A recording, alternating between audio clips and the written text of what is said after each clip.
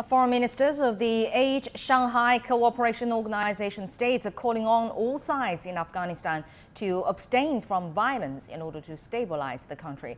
They held a meeting in the format of the SCO-Afghanistan Contact Group on Wednesday, and now the joint statement has been released. The foreign ministers of the SCO member countries advocate developing Afghanistan as an independent and peaceful state. The statement says realizing that peace and stability in Afghanistan is one of the main factors in ensuring security in the SCO region. And the statement also condemns the violence and terror attacks that continue in Afghanistan. The SCO member states also reaffirm their willingness to continue developing cooperation with Afghanistan on countering regional security threats. Stuart Smith reports from Moscow.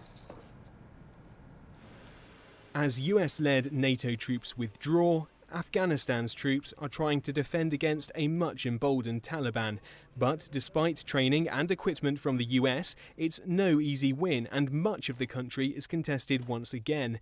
So, for the first time since the Afghanistan Contact Group was founded in 2005, regional foreign ministers led the meeting, underlining how seriously surrounding powers are taking the situation. In particular, Russia and its southern allies are worried more Afghan troops and refugees will be forced into their territory. The US is not just withdrawing troops from Afghanistan, it is withdrawing, effectively admitting the failure of its 20-year mission. The terror threat has not declined, just the opposite. It has grown many times bigger since 2001, when the Americans entered. The drug threat has increased by orders of magnitude. Last week, Russia invited the Taliban to Moscow for talks. At a press conference afterwards, the Taliban offered security assurances to their neighbours. But some of Russia's lawmakers don't believe the Taliban's assurances, and a contingent of 6,000 recently deployed Russian troops have not been recalled from Tajikistan. Some of those troops were conducting military exercises on the border at the same time SCO ministers were discussing what to do. The SCO countries agree diplomacy is the name of the game, bringing parties together to produce an Afghanistan which is not only peaceful but stable, and with that the economic gains that could come from a country united.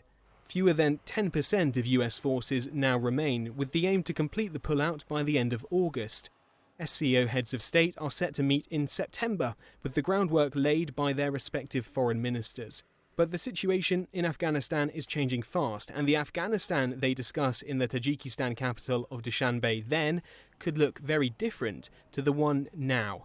Stuart Smith, CGTN, Moscow.